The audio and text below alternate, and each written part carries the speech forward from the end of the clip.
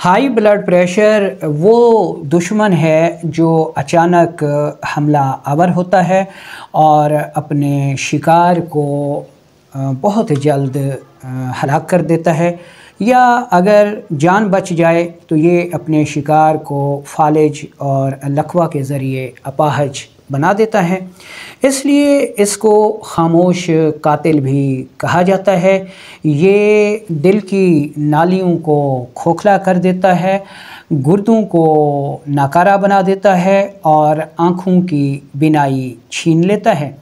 अस्सलामु अलैकुम वरहमतुल्लाहि वबरकातुहू। मेरा नाम हकीम लियाकत अली खिची है और मैं गवर्नमेंट तिबिया कॉलेज बहावलपुर से क्वालिफाइड तबीब हूँ और आप देख रहे हैं हमारा यूट्यूब चैनल हर्बल वर्ल्ड। तो अपने टॉपिक की तरफ बढ़ने से पहले आपसे गुजारिश है कि अगर आपने हमारा ये चैनल सब्सक्राइब नहीं किया तो जल्दी से इसे सब्सक्राइब कर लें और साथ लगे घंटी के बटन को भी दबा दें ताकि तिब व सेहत के मौजू पर हर नई आने वाली वीडियो आपको सबसे पहले मिलती रहे। तो चलते हैं बिना किसी देर के और शुरू करते हैं आज की इस इंटरेस्टिंग वीडियो को। दोस्तों, जब तक ब्लड प्रेशर को बाला आज़ा नहीं समझा जाता उस वक्त तक इसका इलाज मुमकिन नहीं। हाँ, आर्जी तौर पर इसको कंट्रोल किया जा सकता है। इसमें मैं सबसे पहले इसके असबाब, इसकी इकसाम, इसकी अलामात और असूल इलाज पर बात करूंगा और आखिर में आपको एक इंतहाई बेहतरीन तरीका भी बताऊंगा कि जिसको आप अपना कर बग़ैर किसी दवा के ब्लड प्रेशर को कम करके अपनी जान बचा सकते हैं। तो अगर इस के असबाब की बात की जाए तो फ़ी ज़माना इसके असबाब में बनस्पति घी, चीनी, उसके अलावा बेकरी की मसनूआत, डट कर खाना, वर्जिश ना करना, डिप्रेशन, एंजाइटी, गैस, कब्ज़, कोलेस्ट्रोल, ट्राइग्लिसराइड, फैटी लिवर और यूरिक एसिड जैसे असबाब सरे फहरिस्त हैं जो मिलकर ब्लड प्रेशर के बढ़ाने का सबब बनते हैं। ब्लड प्रेशर बुनियादी तौर पर खून के रास्तों की वो रुकावट है जिसे दूर करने के लिए दिल अपना प्रेशर बढ़ा देता है ताकि वो उस रुकावट को दूर करके अपना सफ़र जारी रख सके और सेल्स को सर से लेकर पाँव तक खुराक की फराहमी को यकीनी बना सके। जब इन रास्तों में रुकावट आ जाती है तो ब्लड प्रेशर बढ़ जाता है। अब तिब के लिहाज से देखें तो ये रुकावट कौन सी हो सकती है? ये रुकावट खिलत बलगम की हो सकती है, ये रुकावट खिलत सौदा की हो सकती है, ये रुकावट खिलत सफ़रा की हो सकती है। तो गोया ब्लड प्रेशर तीन इकसाम में हमारे सामने आता है, लेकिन इसमें जो आसाबी तहरीक की वजह से हाई ब्लड प्रेशर होता है जो कि बलगम के इज्तमा की वजह से होता है वो शाज़ व नादिर ही होता है। तो बड़ी जो दो इसकी अलामात हैं उनके ऊपर आज हम बात करेंगे। तो उसमें हाई ब्लड प्रेशर की जो पहली वजह है वो उज़लाती तहरीक में खिलत सौदा के बिगाड़ के नतीजे में सामने आती है। इस सूरत में खून की नालियों में सुकेड़ आ जाता है, खून की नालियों का रास्ता तंग हो जाता है, खून की नालियाँ सख्त हो जाती हैं, उनमें लचक ख़त्म हो जाती है या कम हो जाती है जिसकी वजह से ब्लड प्रेशर बढ़ जाता है। इसके दूसरे असबाब की तरफ नज़र दौड़ाई जाए तो इसमें cholesterol, triglyceride, fatty liver, uric acid, gas, कब्ज़, तेज़ाबियत जैसे असबाब आ जाते हैं।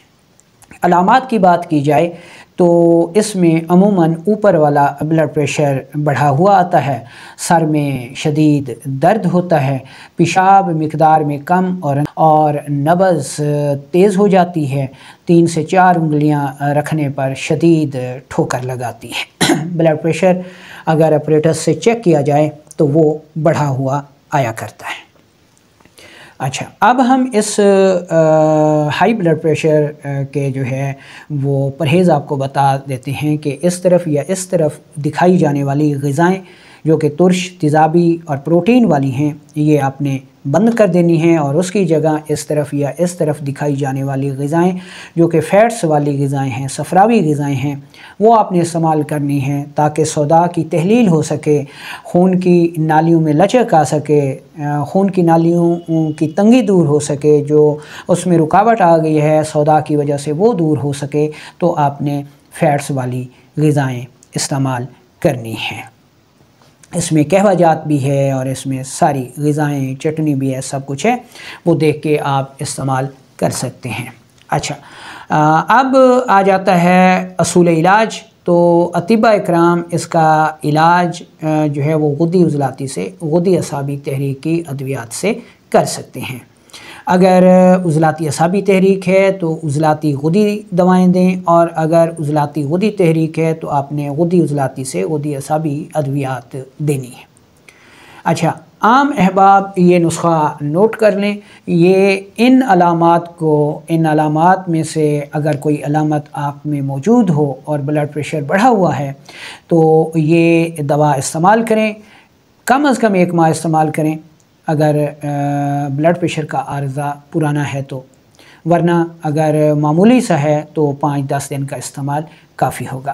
اس میں پہلے نمبر پر آپ نے لینا ہے تیز پتہ، ٹھیک ہے، دوسرے نمبر پر آپ نے لینی ہے سنا مکھی، اور تیسرے نمبر پر آپ نے لینا ہے پودینہ خشک۔ تینوں چیزیں برابر وزن لے کر انتہائی باریک پاؤڈر بنا لیجئے، اور 1 گرام سے 2 گرام تک تازہ پانی کے ساتھ صبح دوپہر شام استعمال کریں۔ انشاءاللہ پہلی ہی خوراک سے ایسی قسم کا بڑھا ہوا بلڈ پریشر ٹھیک ہو جاتا ہے۔ اب ہم چلتے ہیں اور دوسری بلڈ پریشر کی دوسری قسم کا جائزہ لے لیتے ہیں۔ بلڈ پریشر کی یہ قسم جگر و غدود کی ورم اور سوزش کی وجہ سے اور جسم میں خلط صفرا کی زیادتی کی وجہ سے سامنے آتی ہے، اور اس میں وریدیں جو ہیں وہ سکڑ جاتی ہیں اور عموماً نیچے والا بلڈ پریشر ہائی ہوتا ہے۔ اچھا، اس کے اسباب کی بات کی جائے تو گرم غذائیں، مرغن غذائیں، اس میں بکرے کا گوشت آ گیا، اور خشک میوجات آ گئے، شراب نوشی، سگریٹ نوشی، یہ سارے اسباب مل کر جگر کو تباہ کر دیتے ہیں، اور گردوں کی ورم اور سوزش کی وجہ سے بلڈ پریشر ہائی ہو جاتا ہے۔ یہی دراصل حقیقی بلڈ پریشر ہے۔ اس کی علامات کو دیکھا جائے تو بلڈ پریشر ہائی ہوتا ہے، سر کے بائیں آدھے حصے میں شدید درد ہوتا ہے، غصہ بہت زیادہ آتا ہے، انسان چڑچڑا ہو جاتا ہے، غم و غصے کی کیفیت ہوتی ہے، اور پیشاب قطرہ قطرہ جلن کے ساتھ زردی مائل آیا کرتا ہے۔ یہ اس کی علامات ہو گئیں۔ اصول علاج کی بات کی جائے تو اگر غدی عضلاتی تحریک ہے تو آپ غدی اعصابی دوا دے دیں، بلڈ پریشر بڑھا ہوا بلڈ پریشر ٹھیک ہو جائے گا۔ اور اگر غدی اعصابی تحریک ہے تو آپ اعصابی غدی دوا دے دیں، بلڈ پریشر فوراً کم ہونا شروع ہو جائے گا۔ عام افراد کے لیے ایک بہترین ہوم ریمیڈی، اس کو آپ نوٹ کر لیں۔ پہلے نمبر پر آپ نے لینی ہے اسرول، ٹھیک ہے، اسرول ہائی بلڈ پریشر کو کم کرنے کے لیے طب کی مانی ہوئی دوا ہے۔ دوسرے نمبر پر آپ نے لینی ہے کالی مرچ، اور تیسرے نمبر پر آپ نے لینی ہے چھوٹی الائچی کے دانے، چھلکا پھینک دینا ہے۔ تینوں چیزیں برابر وزن لے کر انتہائی باریک پاؤڈر کر لیجئے، اور 250 ملی گرام کے کیپسول بھر لیجئے۔ ایک کیپسول صبح دوپہر شام سونف، زیرہ سفید اور چھوٹی الائچی کے قہوے سے استعمال کیجئے۔ انشاءاللہ پہلی خوراک سے ہی بلڈ پریشر لو ہو جائے گا۔ کچھ عرصہ استعمال کریں تاکہ یہ ہائی بلڈ پریشر کا جو عارضہ ہے وہ مستقل بنیادوں پر ٹھیک ہو جائے۔ اچھا، اب ہم چلتے ہیں اور آپ کو وہ طریقہ، وہ میتھڈ بتا دیتے ہیں کہ اگر خدا نخواستہ آپ کے پاس کسی قسم کی کوئی دوا نہیں ہے، آپ گھر سے بھی دور ہیں اور بلڈ پریشر ہائی ہو جاتا ہے، تو تب آپ کیا کریں گے؟ آپ نے کسی برتن میں نیم گرم پانی لینا ہے، ٹھیک ہے، اور 5 سے 10 منٹ تک دونوں پاؤں اس نیم گرم پانی میں رکھنے ہیں۔ انشاءاللہ ان 4 سے 5 منٹ میں آپ کا ہائی بلڈ پریشر نیچے آ جائے گا، نارمل ہو جائے گا۔ تو اگر آپ کو یہ ویڈیو پسند آئی ہو تو اس کو شیئر کیجئے، چینل کو سبسکرائب کیجئے اور ویڈیو کو فارورڈ کیجئے تاکہ دوسرے لوگ بھی اس سے فائدہ حاصل کر سکیں۔